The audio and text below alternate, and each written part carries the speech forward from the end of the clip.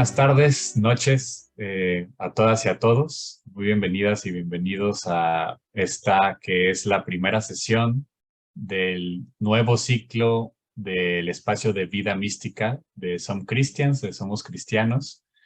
Es un espacio que tenemos el honor de convocar y de sostener.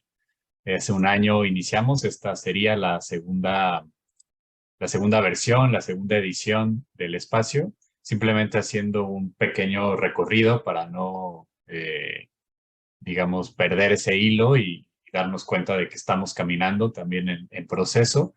El año pasado, más o menos por estas fechas y la mitad de este presente año, ¿no? Más o menos hasta mayo de este año, tuvimos unas sesiones de lectura del libro de la mística de Raymond Pánica.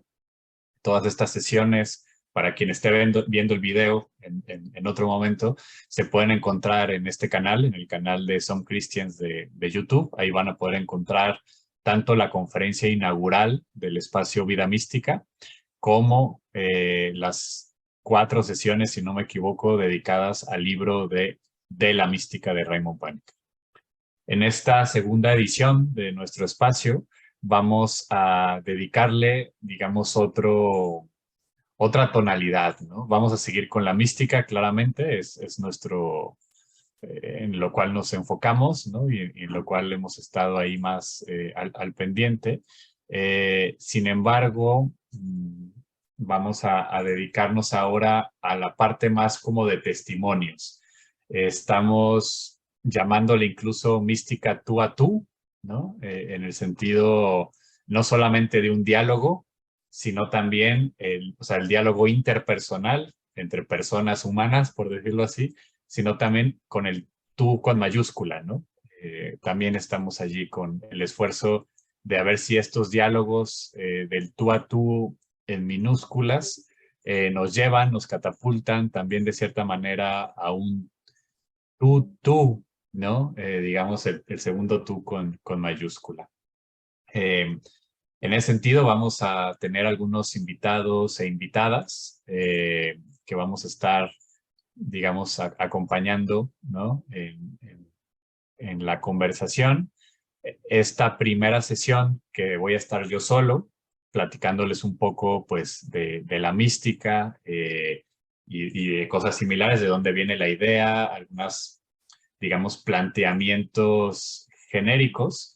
Voy a estar en este momento yo solo. Sin embargo, en las siguientes sesiones vamos a tener algún invitado o alguna invitada que en un diálogo conmigo y posteriormente con quienes se conecten a la reunión, pues vamos a hacer esa conversación. Y solo como para adelantar un poco, nuestro primer invitado va a ser Javier Meloni, pues ya muy conocido por todas y todos ustedes.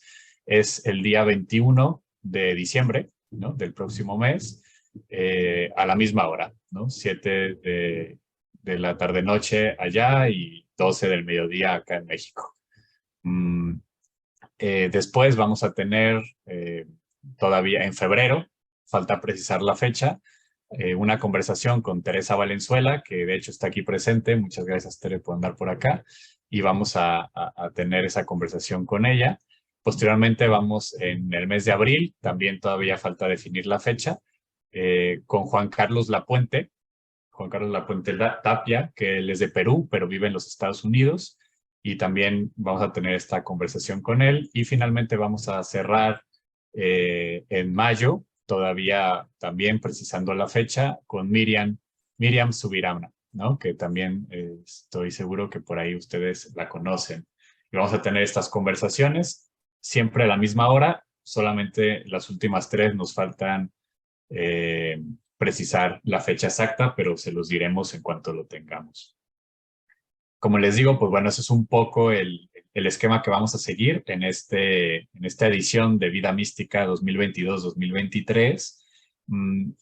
Y queremos esto, digamos, como les decía, la metodología va a ser dialogal, en el diálogo con una persona y después con el resto de ustedes en una conversación, teniendo como eje este diálogo con la mística.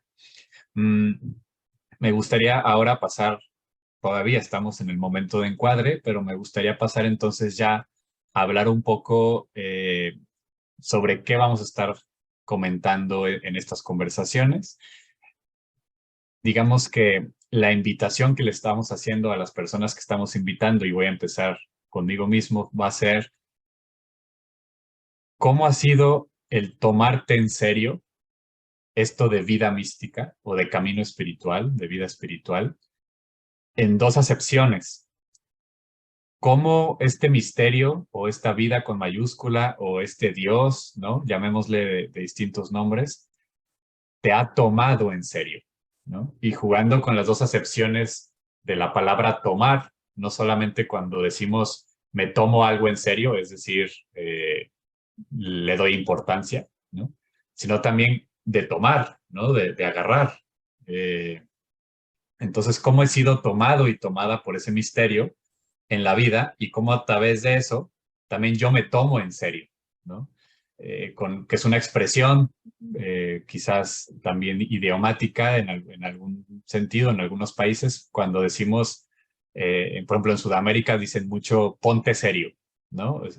Como diciendo, a ver, tómatelo en serio, ¿no? O ya hablando en serio, ¿no? Entonces, un poco es eso. ¿Y de dónde viene? Les platico una experiencia y ya esto es parte como de la conversación. Hace algunos meses me invitaron a dar un taller en una universidad jesuita aquí en México, en la Universidad Iberoamericana de la Ciudad de León, México.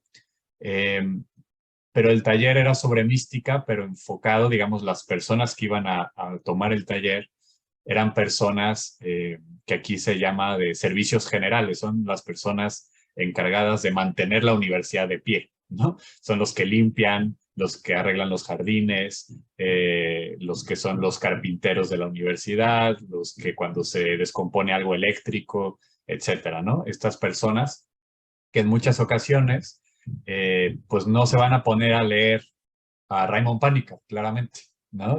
No se van a poner a leer a Tomás de Aquino, no se van a poner a leer a el Sutra del Estrado, ¿no?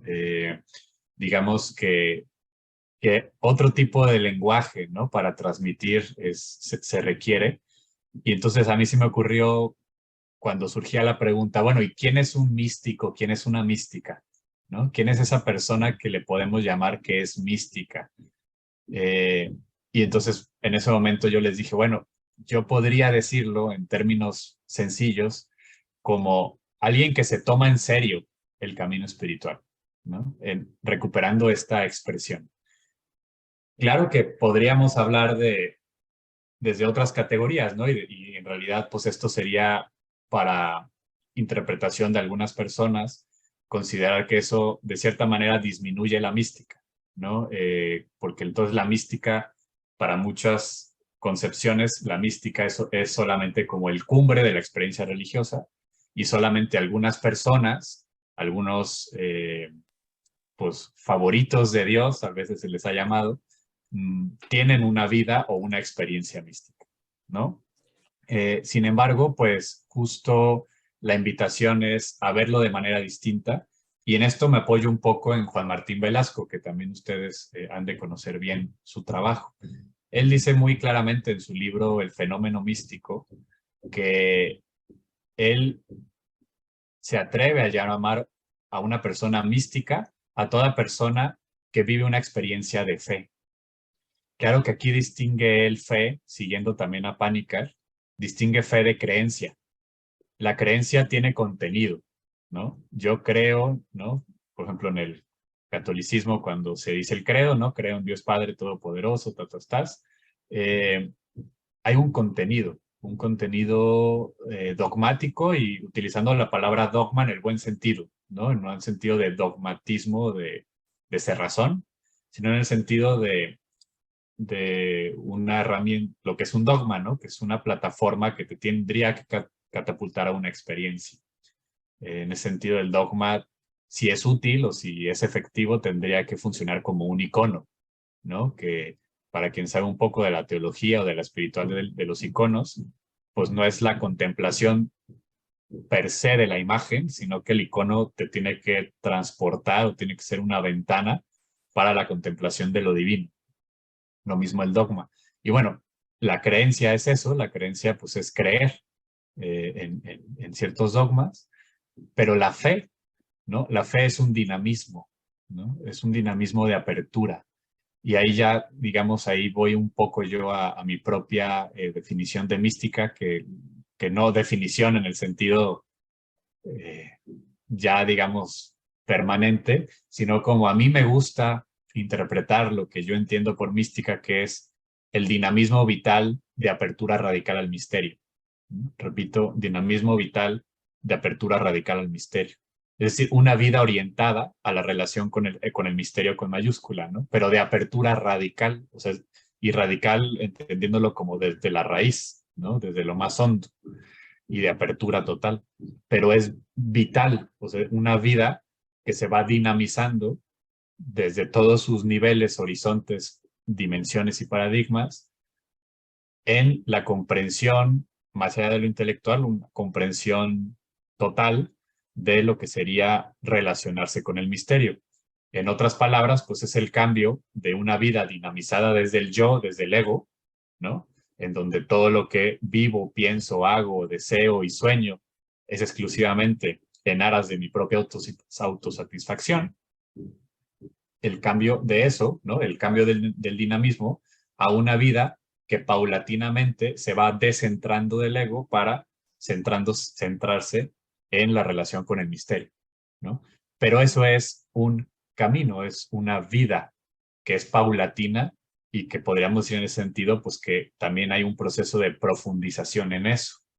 Y en ese sentido sí podríamos hablar de personas que han cultivado más esa dimensión y personas que a lo mejor están en un momento más iniciático o más propedéutico de este camino místico. Pero una vez que se entra al camino, se está caminando el camino, ¿no?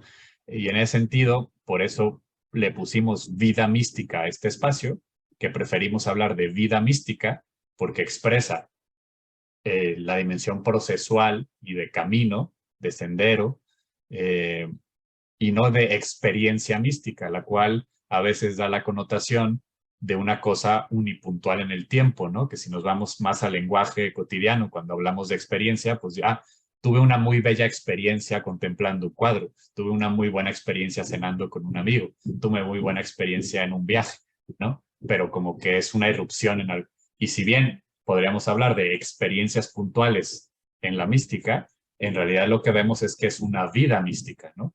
El, el ejemplo más propio, o que a mí se me hace más elocuente como para desmentir esto, es el ejemplo de San Pablo, ¿no?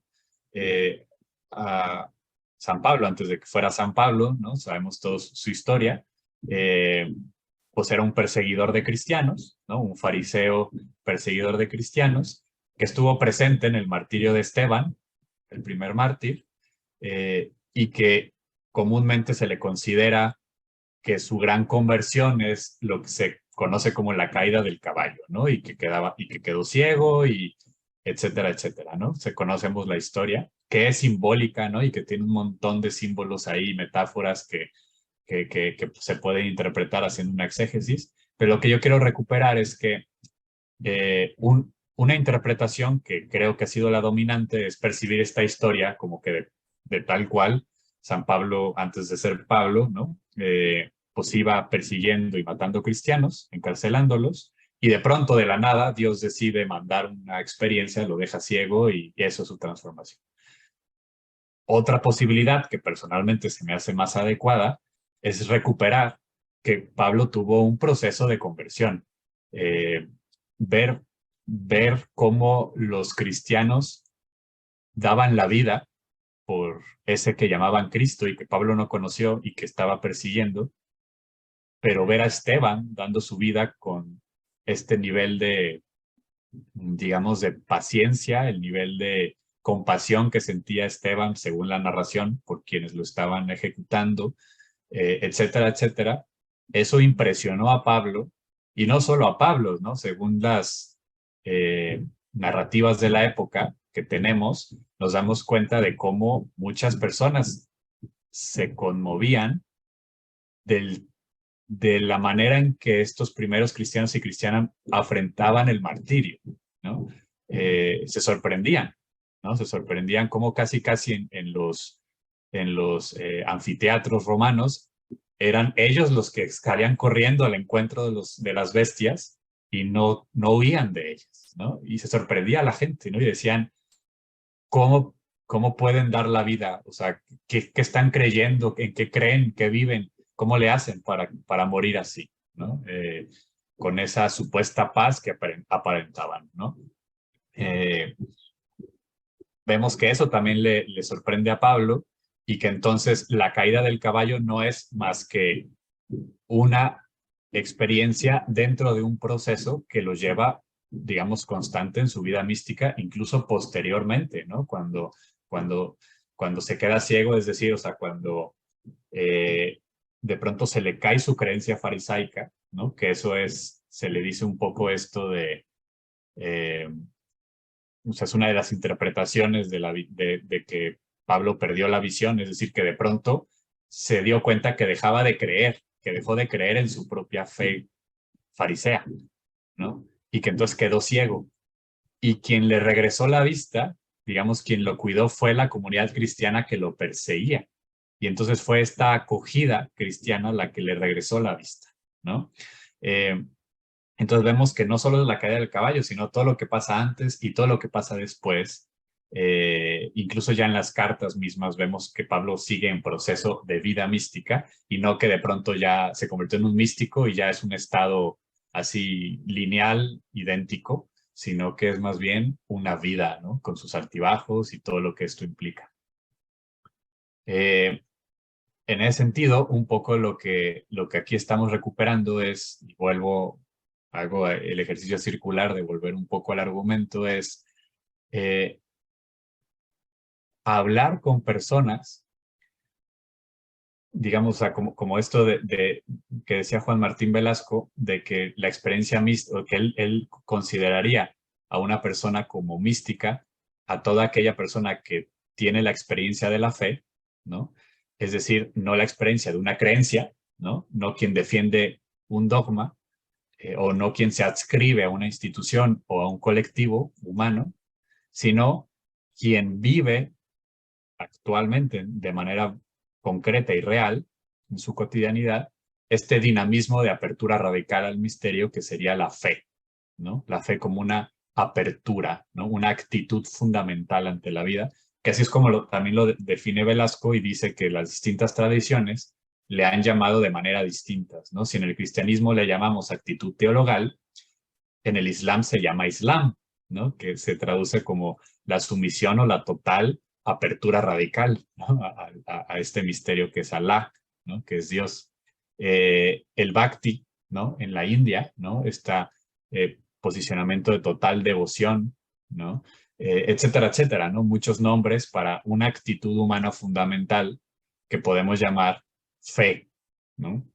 Que repito, no es la creencia en un contenido, sino que es más bien la apertura al no contenido, ¿no? La apertura al misterio, la apertura a lo totalmente otro. Eh, y entonces recuperando esta aproximación de la mística, que ya no es entonces la de ciertos elegidos y elegidas, ¿no? Como aquella visión que también se tenía de Santa Teresa, donde la paloma, ¿no? El Espíritu Santo le dictó todo y ella lo único que hizo fue transcribir cosas. Y hoy, pues ya, digamos, se recupera la humanidad teresiana. Y entonces, como también decía Juan de la Cruz, cuando le preguntaron, padre, ¿cómo le hizo para escribir cosas tan bellas, estos versos? Y Juan de la Cruz le dice, hija, algunos me los ha dado Dios y otros los he procurado yo. O sea, como diciendo, pues yo también le he estado trabajando, ¿no? O sea, no me lo dictó todo la paloma, ¿no? O sea, hay humanidad ahí, ¿no? Y la experiencia mística siempre se da en la correlación entre lo divino y lo humano, ¿no? En lo que trae la persona de humano, ¿no? Que es su historia, sus debilidades. Si volvemos a Pablo, a San Pablo, pues como cuando dice, ¿no? Quítame este aguijón, que se refería pues a sus debilidades, ¿no? Es muy bello en la tradición judía, cristiana, si nos damos cuenta, por ejemplo, de quiénes son los personajes, ¿no? Por ejemplo, si nos vamos a la Biblia, tanto pues, la Torá hebrea como el Nuevo Testamento, etcétera, pues damos cuenta que estos grandes personajes, aquellos y aquellas a los que Dios está mirando y comunicándose, no son joyitas, ¿no? Diríamos acá, no son peritas en dulce, o sea, no, eh, eh, es gente a veces violenta, algunos eran tartamudos, o sea, que era el caso de Moisés, ¿no? Como diciendo, o sea, yo cómo le voy a decir al faraón si yo soy una persona inferior, incluso soy un asesino, ¿no? Moisés mató a un guardia egipcio, ¿no? O sea, no son el ejemplo de perfección ética y moral, ni tampoco necesariamente los que tenían las mejores condiciones, por decirlo así, pues sí, los grandes oradores, o sea, era gente que era, o sea, es una manera en que también la mistagogía de la Biblia nos expresa, pues, cómo Dios se vale de nuestra humanidad, incluso en lo más bajo y en lo más desordenado. Esto también está presente, por ejemplo, en el Zen. El sexto patriarca, Huineng en chino o Eno en japonés, era una persona del sur, es una persona morena que en aquel tiempo pues eran discriminados y lo siguen siendo, o sea, son personas oriundas le llamaríamos ahora pueblos indígenas o pueblos originarios, y además era analfabeta, ¿no? El sexto patriarca del Zen, que es en realidad el gran padre del Zen, o sea, el que le da forma y todo el Zen desde esa fecha, que es más o menos el siglo octavo por ahí, hasta actualmente, consideran a este sexto patriarca como el pilar, ¿no? Y era un iletrado del sur, ¿no? Entonces vemos cómo hay constantemente esta relación entre lo humano y el misterio manifestándose, ¿no? Y en ese sentido, entonces, tampoco, o sea, también se diluye la noción de que la mística es para los perfectos y elegidos, ¿no? Sino que es, pues, propio de la condición humana, ¿no? Y eso lo va a subrayar incluso la misma Teresa, ¿no? Y la misma Teresita de Lisieux, quien comparten esta idea de que sus textos no es su propia historia, sino que quieren contar las misericordias y maravillas que Dios ha hecho conmigo, ¿no? Y Teresa repite constantemente, ¿no? Si Dios hizo esto conmigo, que yo soy tan así, ¿no? Tan como soy, eh, ¿qué no hará con ustedes? ¿No? Ese es un poco el argumento de Teresa, ¿no? Si yo soy así, ¿qué tanto no hará con ustedes? ¿No? En ese sentido, todo esto como para ir agarrando puntos, pero también para explicar que con quienes vamos a hablar, tanto en esta sesión, que es más bien un monólogo mío y los comentarios que ustedes digan, y posteriormente que va a ser más dialogal con Eloni, con Teresa, con Juan Carlos Lapuente, con Miriam, eh, no es porque estamos invitando místicos o místicas contemporáneos, sino que queremos hablar con personas que se toman en serio, y vuelvo a esta expresión idiomática, ¿no? Se toman en serio el haber sido tomadas y tomados en serio, ¿no? O sea, como reconocer la presencia del misterio en su vida y decir, sí, quiero responder a eso, ¿no? Eh, y en ese sentido, pues es un poco la dinámica que queremos seguir, ¿no? Conversar al respecto, plantear algunas preguntas, que nos cuenten pues cuál ha sido su invitación, si pueden recuperar una experiencia concreta en su vida, si a lo mejor a partir de ahí se empezaron a tomar más en serio el asunto, eh, etcétera, etcétera, ¿no? Como un poco ese análisis. Yendo más allá, digamos, de las personas que vamos a invitar y las personas vivas, ¿no? Que son vivas, yo aprovecho este espacio, digamos, aunque suene a comercial, pero que es como la excusa para también empezar a hablar con ustedes de esto. Recientemente acaba de salir mi último libro, que justamente se llama 7 místicas para transitar los tiempos actuales. Lo tengo aquí, lo podrán ver ahí medio en la pantalla. Repito el título, 7 místicas para transitar los tiempos actuales, en la editorial Buena Prensa, que es la editorial jesuita de aquí de México, ¿no? Lamentablemente allá en España a lo mejor va a ser un poco difícil de conseguir. En su momento habrá un ebook, ¿no? Pero ¿por qué traigo a colación el libro, ¿no? Les digo, aunque suena propaganda, no necesariamente lo es, sino más bien como la recuperación de estos 7 personajes, ¿no? Que yo recupero en el libro, que es un poco también lo que en parte quiero como platicarles el día de hoy. Cuando hablo de 7 místicas, en este libro me refiero no a 7 místicas mujeres, ¿no? Como algunos me han preguntado, ¿y cuáles son? Sino cuando hablamos cuando hablamos de filosofías, ¿no? Ah, pues sí, muchas filosofías, la alemana, la griega, la española, ¿no?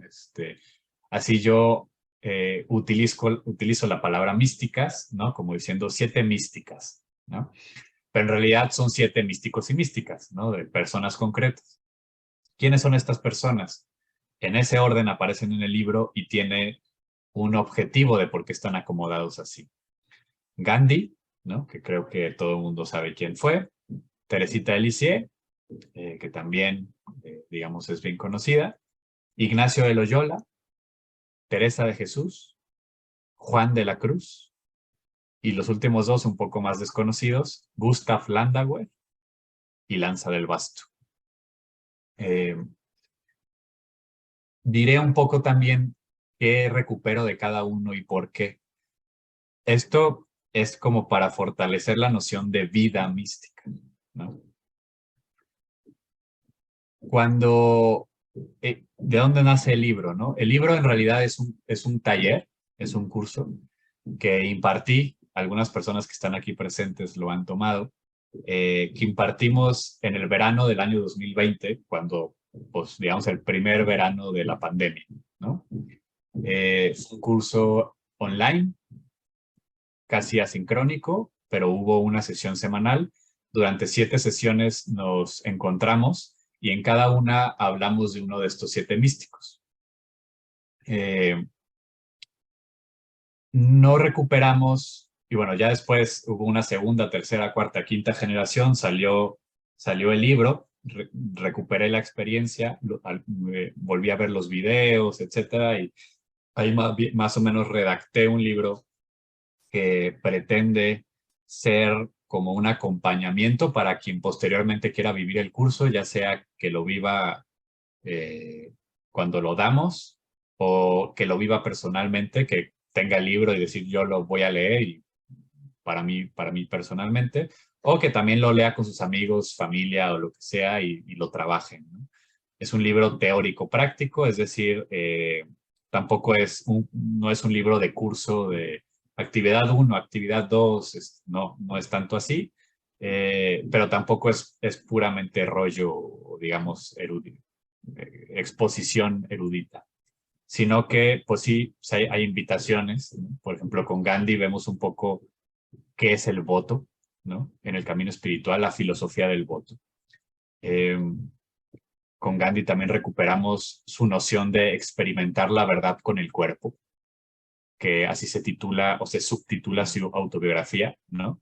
Que el término completo es autobiografía, mis experiencias con la verdad o mis experimentos con la verdad, se traduce. Porque esta noción gandiana es muy importante para concebir la mística como una vida. Gandhi era un gran buscador de la verdad, pero no de la verdad abstracta, no matemática, ni siquiera metafísica. Para él la verdad estaba en cuál era la mejor posición para dormir, cuál era la mejor dieta, ¿no? Y quien ha leído la autobiografía de Gandhi se dará cuenta de cuántos experimentos hizo con la dieta, por ejemplo. Cuántos experimentos hizo en la salud, en el ámbito de sanarse, hasta que encontró la mejor terapia que para él fue las planchas de barro, ¿no? Y para él eso era la verdad, experimentar la verdad, ¿no? Por eso él no decía Dios es la verdad, sino la verdad es Dios. no solo porque consideraba que esa frase podría ser mejor aceptada por muchas tradiciones espirituales y religiosas, sino también por su noción de que la verdad se vive en el propio cuerpo y no es una autoevidencia intelectual. Algo muy similar va a decir Lanza del Basto, que aunque es el último que menciono en el libro, sí que, digamos, tiene él un apartado que me parece fundamental recuperar. Cuando Lanza del Basto, para quien no sepa, él fue discípulo católico de Gandhi, justamente. Se va a la India, encuentra a Gandhi, iba exprofeso a conocer a Gandhi, se hace su discípulo, Gandhi lo rebautiza como Shantidas, servidor de la paz, y se va a hacer una peregrinación a las fuentes del Ganges. Todo esto está descrito en su libro Peregrinación a las Fuentes, que es su libro más famoso, y se lo recomiendo mucho. Y entonces ahí él tiene una experiencia, una serie de experiencias y de visiones en donde decide regresar a Europa a eh, compartir la no violencia, ¿no? Y entonces cuando se pregunta cómo voy a compartir la no violencia y esta experiencia gandiana en Occidente, escribe lo siguiente, y cito: sabía que para dar vida a esta verdad era inútil exponerla en libros, publicarla en conferencias o en discursos, teorizarla y polemizarla, que es inútil dirigirse a los curiosos que leen, que es inútil dirigirse a las multitudes que aúllan y olvidan, pues se trata de una verdad que solo puede conocerse ejercitándola, que solo puede enseñarse ayudando a otros a ejercerla, ¿no? Eso aplica para la mística en su totalidad, ¿no? La mística no es algo que se puede transmitir a través de discursos o libros que tampoco estorban, ¿no? O sea, también no se trata de un odio a la reflexión, por supuesto que no. ¿Cuántas y cuántos de nosotros no hemos adquirido devoción y fervor leyendo un poema de San Juan de la Cruz o recitando un sutra o lo que cada quien haga en su tradición, ¿no? Pero claramente no, digamos, no se queda allí la mística. O sea, la mística no es un saber que se transmite, digamos, de manera escolar, ¿no? Eh, Sino que se transmite a través de apoyar y acompañar a otras personas para que vivan una experiencia real, ¿no? Que es lo que se conoce como la mistagogía, y que cada tradición tiene sus propias mistagogías. Y hay libros mistagógicos, por supuesto. Yo considero que los libros de las personas místicas son mistagógicos, pero en el fondo, así como los evangelios son mistagógicos, te quieren llevar a la experiencia de Jesús. Si un evangelio no te lleva a la experiencia de Jesús, entonces no está cumpliendo su función. A lo mejor tú lo estás leyendo como un documento histórico bastante interesante, pero no como lo que las personas que lo escribieron deseaban que fuera leído, ¿no? Lo mismo, o sea, hay personas muy interesantes que tienen interpretaciones lingüísticas de los poemas sanjuanistas, y fabuloso, hasta cierto punto nos ayuda a entenderlos mejor, pero Juan de la Cruz no hizo sus poemas pensando que un filólogo los analizara, ¿no? Escribió sus poemas primero para sí mismo y después para compartirlos con las personas, ¿no? Entonces tenían una función mistagógica. Y es lo que nos dice Lanza del Basto, ¿no? Y es también lo que nos dice Gandhi. Se experimentan la verdad con el cuerpo, ¿no? En la vida misma. Algo similar nos va a decir Teresita de Lisieux, la segunda mística que abordo en el libro, y de la cual yo recupero particularmente su noción del caminito, ¿no? Que es brillante. Teresita, en una época donde el jansenismo estaba muy fuerte. El jansenismo es esta noción teológica de donde viene todo esto de todo es pecado y todo está mal, y etcétera, etcétera. Y Teresita dice: yo no puedo entender esto de ir a Dios como una escalera toda difícil. Yo voy a ir a Dios por un elevador, ¿no? Esto se me hace muy bello y jocoso de Teresita, ¿no? Yo voy a ir a Dios a través de un elevador, ¿no?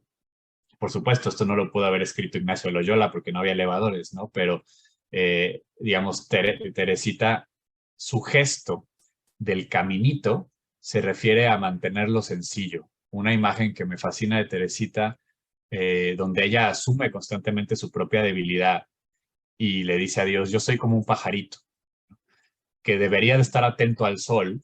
En mi oración, está hablando de su oración, que debería estar atento al sol, soy ese pajarito que tendría que estar atento al sol y me distraigo con cualquier cosa, ya estoy picoteando y buscando ahí en las piedritas a ver si encuentro una semilla y a veces me acuerdo y volteo a ver el sol y a los 3 segundos me olvido porque se movió una mosca y me voy para allá, ¿no? Eh, y dice Teresita, pero pues no soy, el pajarito no es lo importante, sino el brillo del sol, ¿no? Entonces, ese gesto de lo cotidiano, también de cómo Teresita dice, pues yo no me voy a poner a hacer las prácticas ascéticas tan densas y exigentes, ¿no? Que tradicionalmente se hacían, sino para mí con mantenerme derecha en la silla, con no pelearme con la hermana que me cae mal. Este tipo eso era sus prácticas ascéticas, ¿no? Entonces recupero esta noción, ¿no? Que también en el libro lo conecto con la noción de habitar, ¿no? Y lanzo la pregunta de cómo habitamos nuestros hogares. ¿Son realmente hogares o son más bien almacenes donde nos vamos en la noche a guardar? Acomodamos nuestros muebles, etcétera, para un encuentro con el misterio, o realmente nada más estamos ahí como si fuéramos automóviles que llega a la cochera en la noche y cierra la puerta y en la mañana salgo y es irrelevante, no habito mi hogar, ¿no? Por lo tanto, no es hogar. Eh, Después sigo con Ignacio de Loyola, que en este mismo curso de reflexiones o de ideas, recupero de él el discernimiento, ¿no? Entonces, ¿qué nos enseña Ignacio de Loyola en torno al discernimiento y cómo aplica? Porque entonces, ante las enormes posibilidades que nos abre Gandhi y Teresita en torno a la vida cotidiana, entonces la gran pregunta es ¿cómo discierno? ¿No? O sea, ¿cómo me doy cuenta en términos ignacianos, pues de la voz del buen espíritu, ¿no? ¿Cómo escucho las invitaciones de Dios o del misterio en mi cotidianidad? ¿No? Y entonces se rompe esta noción de que el camino místico es solamente un tipo de camino y solamente hay ese, ¿no? Y que todo el mundo entonces tiene que hacer fraile o lo que sea, sino más bien Dios te invita en tu cotidianidad de cada día a responder a la pregunta, ¿cómo puedo amar hoy? En estas circunstancias concretas, reales, mías, no de mi ideal, de ese sujeto que nunca soy y que me gustaría ser, pero que nunca seré, quizás, sino en estas relaciones concretas de carne y hueso, en el trabajo en el que estoy, etcétera, etcétera, ¿cómo puedo amar hoy? ¿No? Esa es la pregunta por excelencia del discernimiento cristiano, del discernimiento ignaciano también. Después nos pasamos a Teresa de Jesús con la oración. Entonces, si se dan cuenta, no rescato la biografía de estos personajes, sino cosas importantes de cada una y de cada uno. Por ejemplo, pues el tema de la oración teresiana, no solamente porque tenía que agarrar a alguien, o sea, ¿por qué Teresa y no alguien más en la oración? ¿No? Porque cualquiera de estos místicos y místicas podríamos, ¿no? A mí, por ejemplo, la definición de Teresita de oración, que no me la sé de memoria, pero a mí me parece maravillosa, que es algo así como, ¿qué es la oración? Un simple voltear al cielo y exclamar algo, ¿no? La definición de Teresita de oración es espectacular, se la recomiendo que la busquen.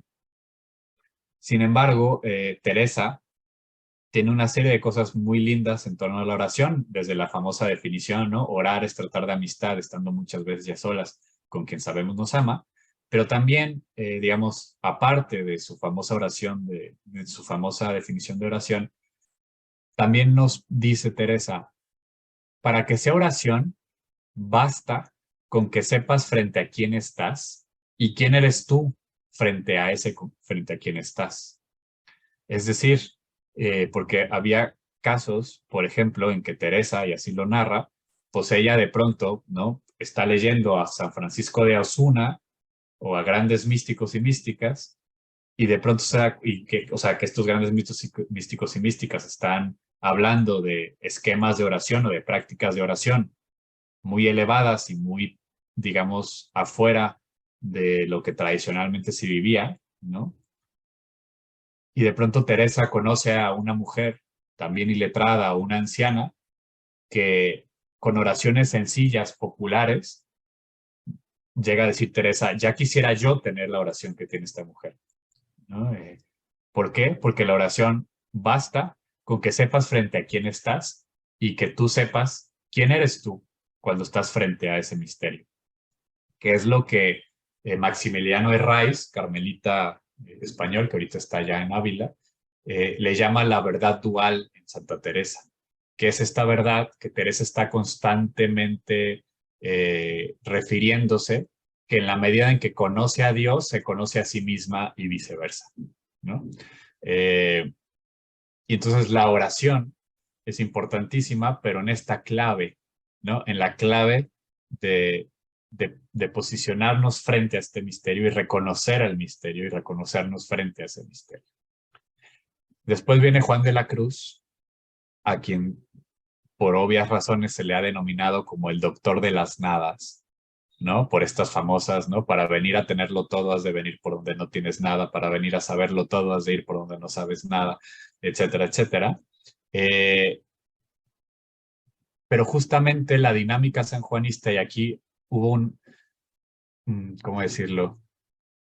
Pues lamentablemente, a manera histórica, por distintos motivos, a Juan de la Cruz se le había casi exclusivamente leído en sus libros de su vida en Monte Carmelo y Noche Obscura.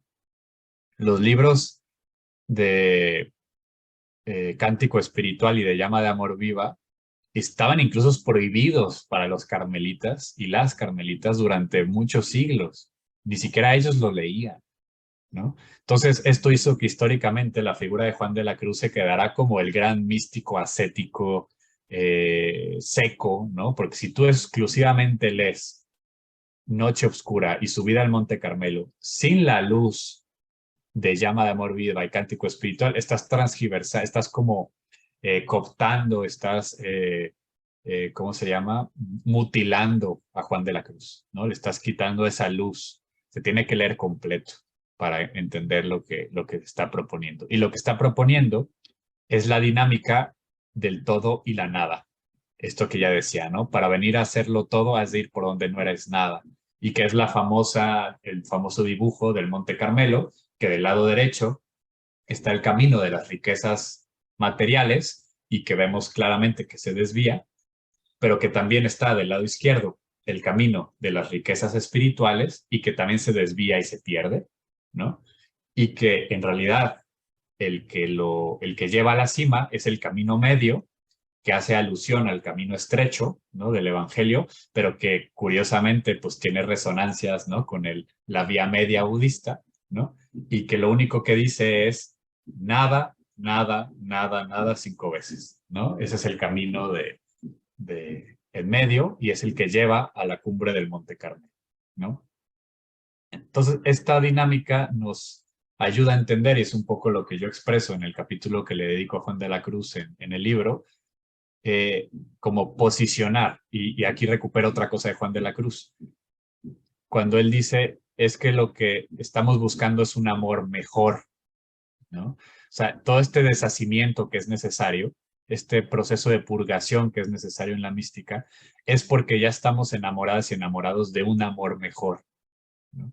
Si tú pierdes de vista eso y en la vida mística te quedas meramente con las renuncias, te quedas con la ascética exclusivamente, sin la parte mística, si te enclavas únicamente en una práctica, en una disciplina, entonces es como pasar la nada sin tener en vista el todo, ¿no? Sin saber a dónde vamos.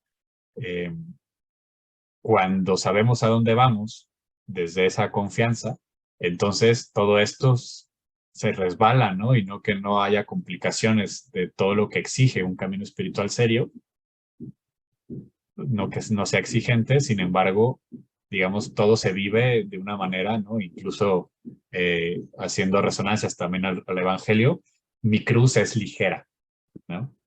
Mi cruz es ligera y es eso, o sea, es básicamente eso, ¿no? Cuando sabemos quién es el Padre Madre, cuando sabemos quién es Dios, entonces lo demás se diluye sin que pierda su respectiva importancia, pero se vuelve relativa a lo que es realmente importante. O eso es lo que nos exponen las y los místicos.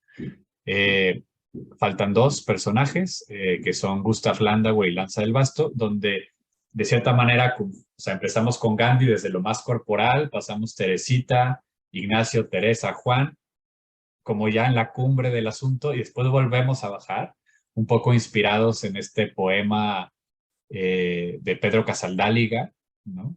Que escribe, pues, después de subir al Monte Carmelo, tenemos que bajar del Monte Carmelo, ¿no? También. Y bajamos entonces con Gustav Landauer, que quizás es un gran desconocido, es un místico de tradición más bien judía, ¿no? Yiddish, muy amigo de Martin Buber quizás mucho más conocido. Se dice que Martin Buber le enseñó mística a Landauer y Landauer le enseñó política a Buber. Landauer va a ser una de las grandes inspiraciones, por ejemplo, de Walter Benjamin, ¿no? El gran filósofo, porque son de la época, digamos, aunque es más anterior. Landauer nace en 1870 y es asesinado en 1919 en la Revolución de Baviera, ¿no? Él tiene un libro fabuloso que se llama Escepticismo y Mística, que se los recomiendo profundamente, pero es un libro cortitísimo, como creo que son como 120 páginas, pero denso, o sea, realmente yo lo he leído como 4 veces y si lo leo una quinta voy a decir, esto no lo había visto, ¿no? Realmente es algo muy, me mueve mucho Landauer, pero justamente lo que él está constantemente proponiendo es una mística comprometida políticamente, ¿no? Eh, y finalmente lanza el basto de quien ya hablamos, pero un poco es recuperar la dimensión comunitaria de la mística, porque lo que hizo Lanza fue crear la comunidad del Arca, No Violencia y Espiritualidad, que es un proyecto comunitario, ¿no? Y que sigue en pie, sigue, digamos, en Francia existen todavía comunidades, hay grupos de amigos del Arca en España, en México, en Argentina, en Brasil, eh, y pues es todavía un proyecto, ¿no? Que sigue dando vida. Todo esto como para referirse a un itinerario, ¿no? A algo que vamos viviendo y que quiere expresar la mística como una vida que está encarnada en todas las dimensiones de lo humano, ¿no? Y bueno, con esto ya, digamos, casi prácticamente cierro, haciendo meramente una recopilación. Repito, pues con esto damos el inicio a nuestra segunda, eh, pues, experiencia, como se dice, segunda versión, ¿no? Segundo lanzamiento de Vida Mística. Antes tuvimos la lectura del libro de la mística de Raymond Panikkar. Todos los videos lo pueden encontrar en el canal de YouTube de Some Christians. Y ahora vamos a hablar con personas, ¿no? Esta segunda edición lo que busca es hablar con personas que se han tomado en serio esto del camino espiritual, de la vida mística, no porque los vamos a catalogar de místicos y místicas, o sea, aquí no vamos a hacer eso, pero sí que son personas que se han sentido quizás invitadas y que se han tomado en serio esa invitación, ¿no? Y nos van a platicar, pues, cómo ha sido tomarse eso en serio, ¿no? Desde algún llamado primero, o cómo los han ido llamando en sus vidas, cómo han querido responder, cómo han intentado responder, etcétera, etcétera, ¿no? Y finalmente, pues, dio un recorrido de lo que sería este libro, Siete místicas para transitar los tiempos actuales, de mi autoría en la editorial Buena Prensa, pero que básicamente quería recuperar otros 7 testimonios de personas que no están aquí, ¿no? Pero que son como ejemplos, ¿no? También de personas que, desde mi punto de vista, se han tomado en serio también esto de su relación con el misterio. Pues bueno, me callo y ahora tenemos algunos minutos para escucharnos, ¿no? Creo que tenemos hasta todavía unos 40 minutos más o menos y si quisiera haber alguna conversación, opinión o pregunta, pues muy bienvenida. Pueden levantar la mano o abrir el micrófono. Adelante.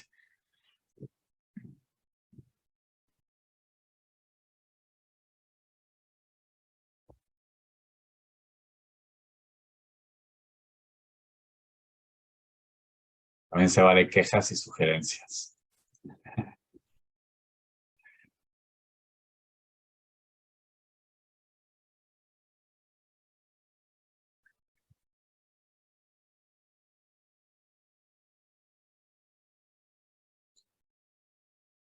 Yo tan solo quería darte las gracias por esta introducción.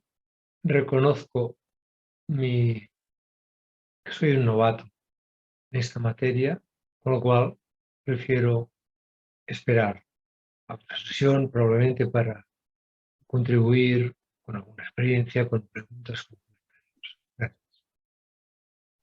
Muchas gracias, Ferran, y como siempre, muy bienvenidas y bienvenidos las contribuciones también de experiencias y demás.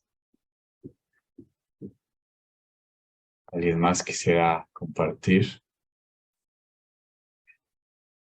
Comentario, una pregunta.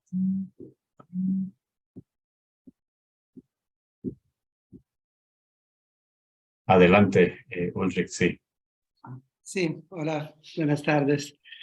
Mira, yo soy alemán y yo sabía de Gustav Landau solamente como político en la República de Múnich y la parte espiritual me se ha escapado hasta ahora totalmente. ¿Cómo puedo seguir esta pista? Porque si no, mañana me meto con Google y a lo mejor me puedes dar una pista ya. Gracias, gracias. Qué gran pregunta y me alegro que haya alguien que lo conozca. Bueno, Landau, efectivamente se le ha recuperado más sus obras principales, por ejemplo, las que son más conocidas. Una se llama La Revolución y otra se llama Llamamiento al Socialismo. El de La Revolución, por ejemplo, fue una petición que le hizo Martin Buber explícitamente a que escribiera un libro sobre la revolución. Incluso estos dos libros, que son más explícitamente políticos, ¿no? Se percibe una dimensión espiritual de fondo, ¿no? Porque está hablando del espíritu, o sea, que lo que él apuesta como auténtico cambio social es el resurgimiento del espíritu social, ¿no? Que mantiene cohesionada a la comunidad y cómo habla también de la Edad Media, reconociendo pues que también hubo barbaridades, como en todo periodo histórico, pero reconociendo que la Edad Media sí tenía espíritu, ¿no? Etcétera, etcétera, ¿no? Sin embargo, hay dos textos particulares donde sí se muestra más su dimensión más espiritual, más no devota. O sea, sí, por ejemplo, tengo entendido que tradujo a Oscar Wilde al alemán, que que trabajó mucho al maestro Eckhart, pero, o sea, no tiene un libro, digamos, devoto, si lo ponemos en estos términos, pero su libro Escepticismo y Mística, que es el que yo recomendaría, así se llama en español, donde él comenta el texto, que ahorita se me olvidó el nombre del texto, que es algo como crítica del lenguaje, de Mautner, otro que también creo que era alemán, Mautner, perdón, seguro no lo estoy pronunciando bien ni nada, pero eh, él habla de cómo a través de la crítica radical al conocimiento, escepticismo, se llega a la mística. Pero yéndonos un poco a su biografía, vemos cómo él, a través de una crisis, digamos, se retira del mundo y pasa varios años medio en aislamiento. mm, y después regresa como con mayor compromiso social. Y entonces escribe un pequeño texto que se llama, y de nuevo en español, A la comunidad a través de la separación.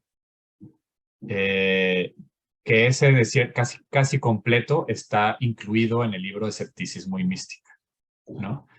Repito, no es una mística religiosa, ¿no? Es una mística si queremos, o sea, sí tiene porque él era de tradición judía, pero no era un judío practicante, como Buber. Buber sí, digamos, claramente. Él no, pero sí tiene estas lecturas, por ejemplo, de la mística medieval, principalmente de Eckhart. Eh, pero ese libro, Escepticismo y Mística, y como van a ver, él tiene una frase, por ejemplo, es una mística. El libro se tradujo aquí creo que está publicado en Herder, pero creo que incluso es Herder México, porque la que escribe el prólogo, por ejemplo, es Silvana Rabinovich. Aquí en México hemos recuperado mucho a Landauer en la UNAM con esta doctora en filosofía judía que se llama Silvana Rabinovich, que ella ha recuperado mucho a Landauer. Ella escribe el prólogo de este libro y ahí ella dice lo común, o sea, cómo Landauer da muchas luces para entender las luchas de los pueblos indígenas, porque para Landauer, como vimos, lo que él entiende por mística es siempre política, o sea, está atravesada por lo social y lo comunitario. De hecho, él dice una frase que me encanta, dice, somos la eternamente viva comuna de los ancestros. Eso perfectamente lo podría decir un aymara, un tzotzil aquí en México o en Perú, o sea, eso es la experiencia mística de los pueblos indígenas, que nuestros antepasados están vivos a través de nosotros. Entonces, es una mística más de ese orden.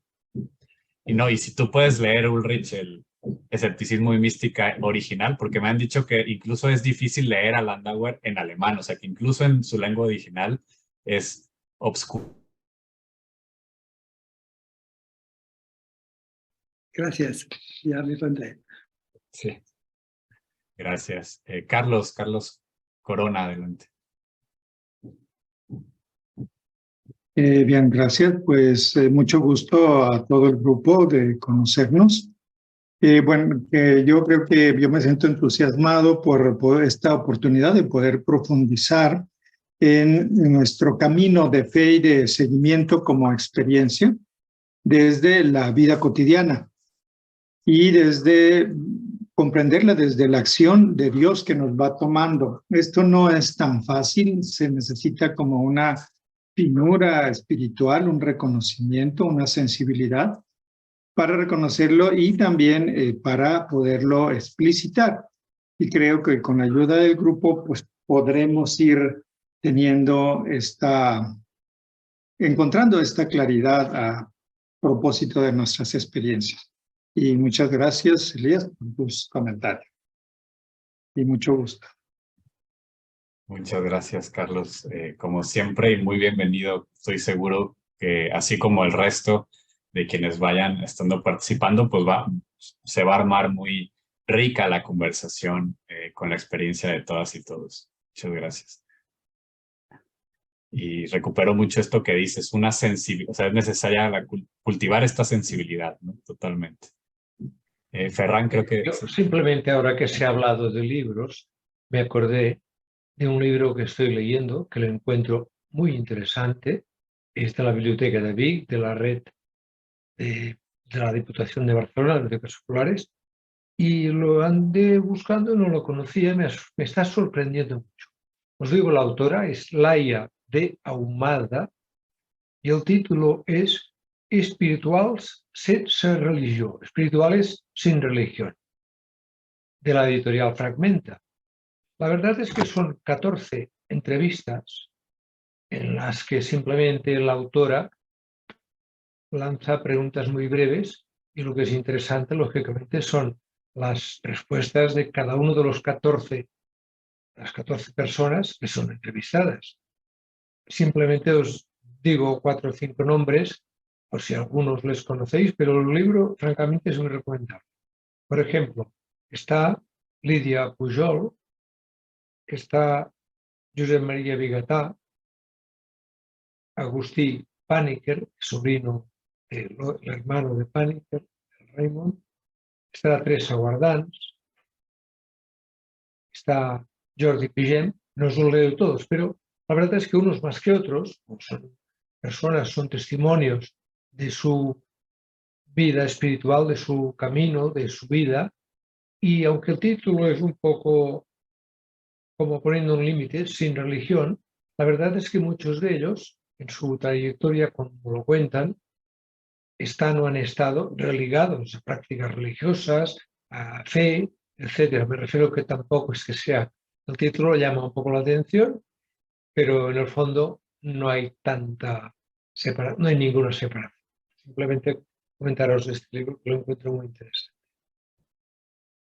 Muchas gracias. Efectivamente, suena fascinante, que lo buscaremos. Muchas gracias. Sí.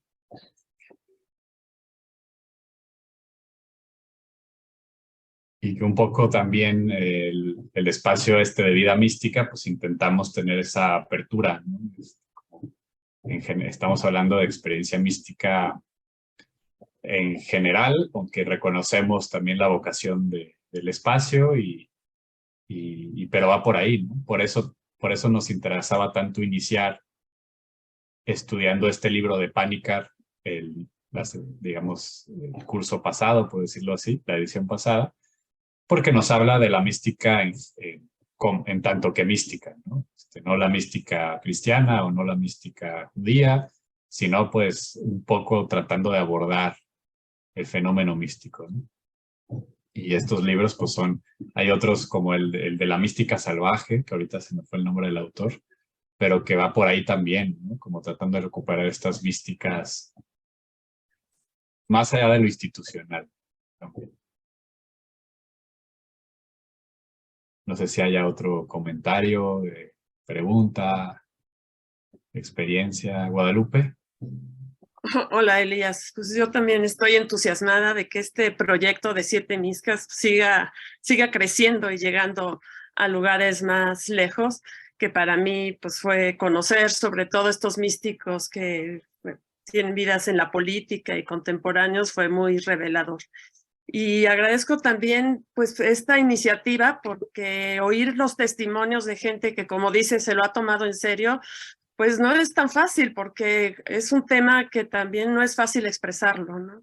Entonces, poder escuchar a quien ha logrado, pues bueno, como tú y pues, quienes vamos a escuchar, expresarlo con claridad y pues en esta pedagogía, ¿no? De poder aprender de esta experiencia, pues creo que es un privilegio. Muchísimas gracias y pues aquí estaremos. Muchas gracias, Guadalupe. Pues un gusto tenerte por acá también, de verdad. Y si es eso, escuchar a las y los demás. Elías. Sí, adelante, Flora, sí. Yo hablaba, bueno, para dar las gracias, y estoy muy entusiasmada en este grupo porque me gusta aprender y veo que aquí, bueno, estoy entre maestros. Gracias. Gracias, Flora. Pues sí, va a ser muy rica la compartición, estoy seguro que sí. Y lo lindo es que quien no pueda estar en alguna sesión, pues se queda grabado y va a estar en YouTube y lo podrá ver y seguimos ahí presentes. Gracias. A ti. Sí, yo también quiero darte las gracias, Elías, por estas reflexiones y esta contribución que vas haciendo a la aproximación de lo que puede ser la mística, ¿no? Yo a este aspecto lo veo como un proceso de toda la vida. Es decir, es como quien va vislumbrando una dimensión, digamos, trascendente, ¿no?, de la vida, y de alguna manera la experiencia de cada día, de cada acontecimiento, de la vida cotidiana, como dijo uno de los participantes hace un momento, se va construyendo esta aproximación a la mística. Para mí esto de la mística siempre fue como un misterio, ¿no? Porque nunca encontré la definición, nunca encontré, digamos, la palabra exacta. Pero ya cuando estaba en la etapa universitaria, teníamos un grupo que una de las perspectivas que solíamos desarrollar era la ascética y la mística. Y entonces de allí me quedó un poco esa inquietud, ¿no? Por cultivar la mística. Indudablemente que yo creo que no alcanza la vida para ir acercándonos y nada mejor que de la mano de aquellas personas que podríamos decir que son auténticos místicos, ¿no? Una Santa Teresa o un San Juan de la Cruz, ¿no? De los que tenemos más próximo en habla hispana, ¿no? En fin, gracias por tus reflexiones, por tu, digamos, paciencia para ir hilvanando e ir dibujando esta perspectiva que es una dimensión difícil de poder catalogar. Muchas gracias, Elías. Gracias a ti, Juan Carlos, y subrayando, resonando con lo que dices, es eso, ¿no? Es un camino de vida que nunca va a terminar y esa dificultad, digamos, un poco en lugar de que nos agobie, pues también es como estemos tranquilas y tranquilos porque nunca vamos a definirlo y nunca lo vamos a agotar. Disfrutemos el camino, ¿no? Disfrutemos lo que sea, ¿no? Muchas gracias. Y bueno, creo que acá hay otra mano levantada. Sí, sí, ahora Diony, que estamos con el Diony. mismo ordenador. Sí. A mí me ha llamado mucho la atención la definición, que no recuerdo entera, que has dicho sobre el discernimiento de San Ignacio de Loyola. Porque, bueno, últimamente estamos un poco más cercanos, digamos, a que nosotros vivimos en Gerona y nos acercamos un poco ahí a Manresa y eso. Y me gustaría que sí podías hablar un poco más sobre el discernimiento de ese tipo, como tú lo has llamado, porque has hablado a mí me ha sonado mucho relacionado con el amor. Y para mí esa ha sido una unión un poco novedosa dentro de que sí, de que por supuesto, ¿no? Que el amor es lo que interpela, ¿no? Pero lo tenía yo como algo más también pasado por la cabeza, como algo más racional. Y por eso me gustaría que, por favor, si nos puedes hablar un poquito más de eso. Claro, no, wow, qué gran pregunta.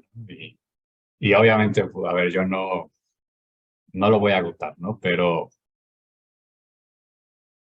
creo, desde mi punto de vista, comenzaría diciendo que en efecto hay como ese prejuicio ante el discernimiento ignaciano, el ser un ejercicio muy racional, ¿no? Incluso dentro de la iglesia, otras tradiciones, yo he escuchado carmelitas, cistercienses, quejándose de decir, no, pues que, o sea, eso que los jesuitas dicen discernimiento es un ejercicio mental, ¿no? Por supuesto que si tú tomas el ejercicio de discernimiento, o sea, lo quitas de los ejercicios, ¿no? Y lo agarras por sí mismo, ¿no?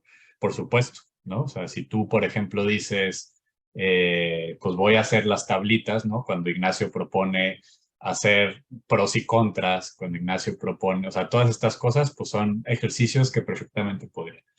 Pero si colocas el discernimiento dentro de la experiencia de ejercicios, que es su lugar, ¿no? O sea, sacado de ahí no tiene sentido, o no implicaría una novedad ninguna, está totalmente atravesado por el amor, ¿no? Porque ese es el camino y el único objetivo, ¿no? Descubrir la voz de Dios aquí y ahora, pues no es más que parafrasear, o sea, hacer una traducción a la pregunta, ¿cómo puedo amar hoy? ¿No? Esa es la voluntad de Dios, o sea, Dios no tiene otra voluntad, estoy hablando en términos ignacianos, ¿no? Dios no tiene el deseo de Dios, que también es la experiencia de los ejercicios, y que lo dice Ignacio, es de un Dios que se comunica, o sea, la experiencia de Ignacio es la de un Dios que se comunica. ¿Y cuál es la definición de amor de Ignacio? Dice en los ejercicios, estoy parafraseando, que el amor es cuando el amado le comparte, se comunica con el amado con el amante y el amante con el amado, y se comunican lo que son, lo que tienen, ¿no? Entonces vemos el entrecruce entre la comunicación y el amor, y todo eso dentro del ejercicio de discernimiento, que el discernimiento es discernir la comunicación de Dios que tiene contigo para que puedas efectivamente orientar tu vida. Que dice Ignacio al inicio de los ejercicios, estos ejercicios son para ordenar la vida, ¿no? Y poder tomar una decisión, pero una decisión ordenada hacia Dios, y eso solamente se puede hacer correctamente cuando se parte de la experiencia de ser realmente amados y amadas por Dios. O sea, cuando nos experimentamos, o sea, la persona que no se ha experimentado como amada por Dios no puede hacer discernimiento ignaciano, ¿no? Lo que está haciendo es un ejercicio psicológico, ¿no? Mental, muy útil, ¿no? Y de hecho muchas veces lo podemos hacer en términos de ¿qué día me voy de vacaciones? ¿El viernes o el lunes? Y hago mi tablita y cuál conviene más y cuál sale más barato. Perfecto, ¿no? Pero el discernimiento ignaciano no tiene ningún sentido para la persona que no se haya sentido profundamente amada por Dios, ¿no? Por eso Ignacio empieza primera semana con principio y fundamento, ¿no? A ver, este es el principio y fundamento. Fuiste creado o creada para amar, hacer reverencia y servir a Dios, ¿no? Y todas las cosas sobre la tierra fueron creadas para ayudarte a eso, de tal manera que no desees más salud, ni enfermedad, pobreza, riqueza que pobreza, honor que deshonor, sino todo tanto cuanto te sirva para alcanzar el fin por el cual fuiste creado, ¿no? Entonces, es la experiencia de sentirte en principio y fundamento, ¿no? Sentirte profundamente amado por Dios. Por eso en primera semana de ejercicios siempre se va a resaltar tu historia con Dios, ¿no?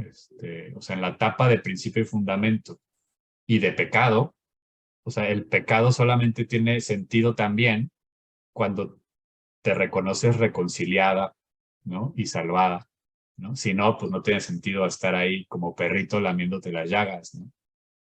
Si no experimento y reconozco mi pecado, pues porque me experimento amada y llamada, ¿no? Como decía hace rato, ¿no? Si vemos la historia del pueblo de Israel y la historia de los apóstoles y del cristianismo, la mayoría de la gente son gente que tú dices, ay, pues ni quisiera ser sus amigos, ¿no? Son violentos, o sea, y cómo Dios transforma esos corazones, ¿no? Esa es la experiencia que también recupera Ignacio. O sea, recupera tu pecado para que te des cuenta de cómo Dios te está salvando, ¿no? Y cómo te está llamando. Junto con él, no a pesar de eso, sino con eso. Esa es la experiencia también cristiana, o sea, que te está llamando con eso. Y por eso nuestras mayores heridas se convierten en nuestros más importantes manantiales, ¿no? Porque de eso que a ti te duele, seguramente te capacita para poder amar a la otra persona que está y entonces lo vemos constantemente. Vemos, aquí voy a poner un ejemplo mexicano, ¿no? Vemos a las madres que han perdido a sus hijos e hijas por la violencia en México, organizándose con otras madres para salir a buscar a sus hijos, ¿no? Solamente ellas son capaces de hacer eso porque han sido capacitadas, o sea, por su herida transformada en manantial, ¿no? Solo así se encuentra la fuerza real de sostener una búsqueda así, ¿no? Y lo vemos constantemente, o sea, cuántas personas no han vivido una enfermedad y salen de ella y dedican el resto de su vida a cuidar enfermos, etcétera, etcétera, ¿no? Entonces sí, o sea, el discernimiento ignaciano como puro ejercicio racional no tiene sentido porque es una experiencia de amor. Es cuando tú ya te sientes un profundo enamoramiento por Dios y dices, quiero seguirte, ayúdame a ver cómo, ¿no? Y esa es la pregunta, ¿cómo puedo amar hoy? Porque tampoco se trata de un discernimiento en abstracto. Así, no, hoy, en mis condiciones reales, lo que soy, con mis límites y posibilidades. Precioso y muy útil. Muchas gracias. No, a ti, gracias. Ferran, creo que de nuevo, sí. Sí, se me ha ocurrido una pregunta. has mencionado y has repasado un poco por encima las 7 místicas. Bueno, yo como no conozco este libro ni pensé, ¿por qué no 5? ¿Por qué no 8? ¿Por qué no 10? Y me ha venido una pregunta al respecto de dónde encuadrarías, o si no está encuadrada dentro de estas, o podría ser otra, la que podríamos llamar la mística del hermano Francisco, Francisco de Asís, el pobre. O si la consideras o no o la has descartado. En fin, tu opinión sobre la mística, o lo que sea, entre comillas, de Francisco. Perfecto. Muchísimas gracias por esa pregunta. Sí que lo explico en el libro, pero ahora hago esto. Cuando surgió la idea en el 2020 de armar un taller eligiendo algunos místicos, lo primero que la decisión y el criterio que tomé fue, voy a elegir aquellas que han marcado profundamente mi camino, ¿no?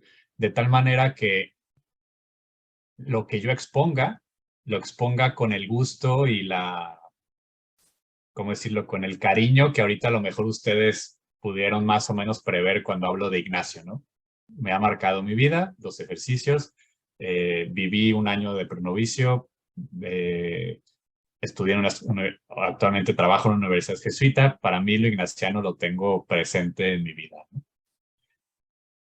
Cuando elegí cuando dije, pues me di cuenta que eran 7 y dije, mira, pero no dije, vas a hacer 7. Dije, mira, son 7. Buena coincidencia, ¿no? Porque saben, 7, número, no lo pensé. Dije, está perfecto, ¿no? ¿Por qué no elijo a otros y a otros? Porque efectivamente, por lo mismo, ¿no? Para mí, Francisco, me quito el sombrero, pero si hubiera yo puesto a Francisco, el mío hubiera sido una suerte como de ejercicio intelectual, ¿no? De haber leído, porque a pesar de que lo admiro, ¿no? No he tenido en mi experiencia vital la cercanía y la relación afectiva que tengo, por ejemplo, con Ignacio de Loyola, con los místicos del Carmelo. Estudié el máster en mística en Ávila y viví un año encerrado en Ávila leyendo solo Teresa y solo a Juan. Gandhi ha estado presente desde que soy niño, con un libro que me regaló / le robé a mi abuela. Y así, ¿no? O sea, cada uno de ellos puedo contar una historia personal. Por eso son estos. Si tuviera que elegir otros, ayer estaba hablando con un amigo al respecto. Ahorita, ¿cuáles otros elegiría más o menos en el mismo criterio? A Eti Gilesum, ¿no? Que también me ha marcado, pero que no tanto, o sea, en el sentido de que la conocí ya más recientemente, ¿no? Pero me impresiona mucho. Sor Isabel de la Trinidad, me parece fabulosa. León Tolstoy, ¿no? Me encanta Tolstoy. Pero tendría que juntar otros 4 para que vuelvan a ser 7, ¿no? Y puede ser Francisco, pero o sea, hoy me puedo ya meter a otras tradiciones. Por ejemplo, el que les hablé del sexto patriarca del Zen, Eno, me parece algo o sea, realmente podría escribir algo de él. Pero básicamente ese es el motivo. Gracias. Muchas gracias. A ti.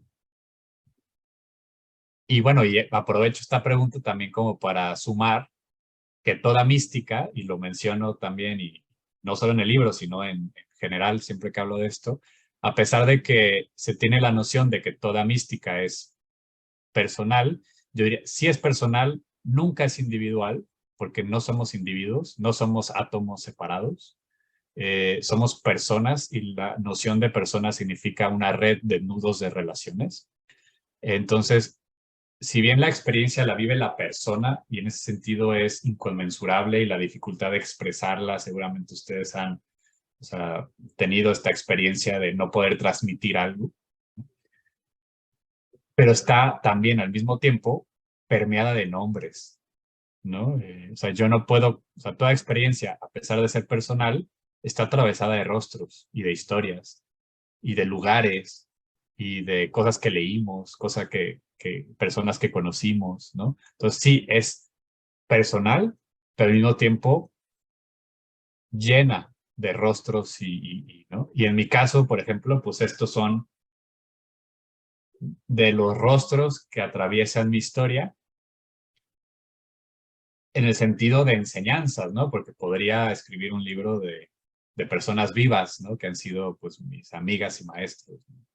Pero estos son los rostros que están atravesando mi vida en el sentido de que leerlos me emociona y me da. Y entonces la pregunta es, ¿y ustedes, pues, si tuvieran que escribir 7 místicas, cuáles serían los 7? ¿No? O como tú dices, los 5 o los 10. ¿No? Se los dejo de tarea, ¿no? Hagan esa lista. Hagan esa lista. Ya llevado, digo, fuera de la broma y etcétera, hay una práctica muy bonita que a mí me gusta proponer en espacios que colaboro, que se llama el rosario de nombres. Hacer un rosario, a veces puedes hacerlo físico o con uno que ya tengas, pero hacer una lista de nombres, ¿no? Nombres de personas que son importantes en tu vida o que lo han sido o que lo fueron, incluso las negativas, ¿no? O sea, voy a decirlo en estos términos, tus enemigos, ¿no?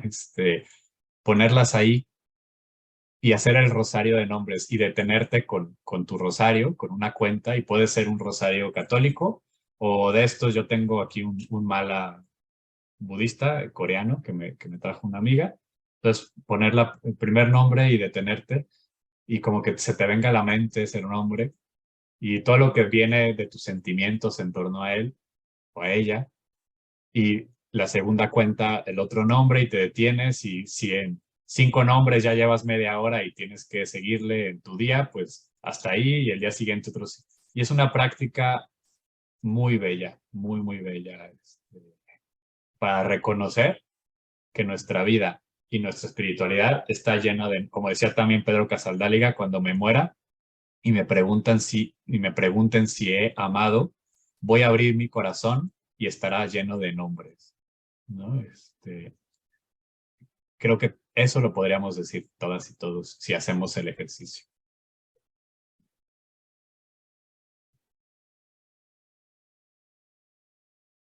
¿Alguien más? ¿Alguna otra comentario, opinión, pregunta?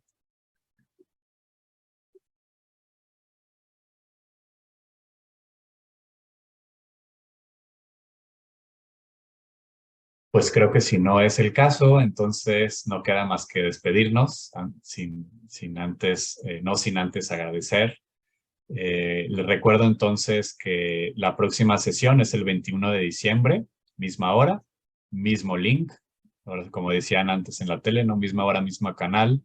Nos vemos por acá y vamos a tener con nosotras y nosotros a Javier Meloni, conversando pues de estos mismos temas en un formato un poco distinto, ¿no? Ya conversación y después va a ser más o menos igual, ¿no? Ahí un rato él y yo, que él pueda hablar un poco más, y después ya abrimos el micrófono y se hace la conversación. Nada, se les enviará en su momento este video para que también lo puedan compartir y difundir por si en un momento más personas quisieran sumarse. Muchas gracias por la sesión, muchas bendiciones, estamos en contacto.